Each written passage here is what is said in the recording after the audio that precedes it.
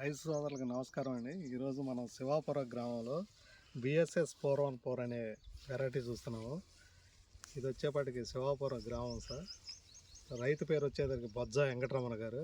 ఈయన గత 5-6 సంవత్సరాల నుంచి మన వెరైటీ కంపల్సరిగా ప్రతి ఒక్క సంవత్సరం స్టార్టింగ్ నుంచి ఈ సంవత్సరం వరకు కాస్తానే ఉన్నాడు. దిగుబడి వచ్చేపాటికి 30 క్వింటాల దగ్గర వస్తుంది. ఈ కాయ కలర్ కానీ కాపు చిక్కదనం కానీ ఇది చూడండి సార్ ఎట్లా ఉంది, కొమ్మ ఎట్లా ఉందో.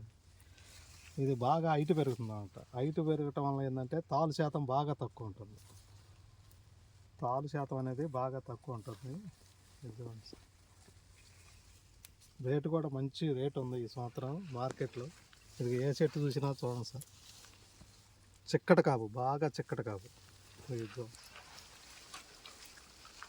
రైతు సోదరులకు నమ్మకమైన వెరైటీ బిఎస్ఎస్ 414 కళా సీడ్స్ వారి బిఎస్ఎస్ 414.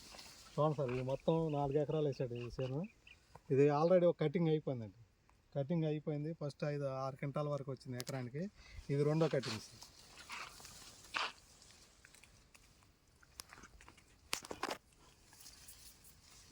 చూడండి కలర్ ఎట్లా ఉంది చూడండి సార్, మంచి కలరు, మార్కెట్లో మంచి రేటు. తాలుగాయ అనేది ఒక కాయ కూడా కనపడుతుంది మాకు చెట్టు దగ్గర.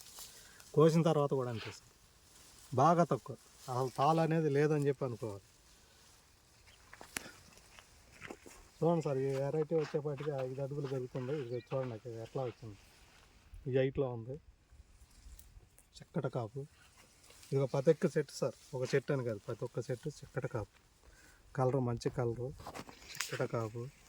ఇది మనకి కొన్ని రకాల తెగులను కూడా, నల్లి ఎఫెక్ట్ కూడా బాగా తక్కువ ఉందండి ఈ వెరైటీ.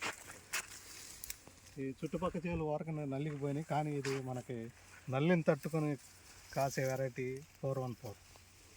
Thank you.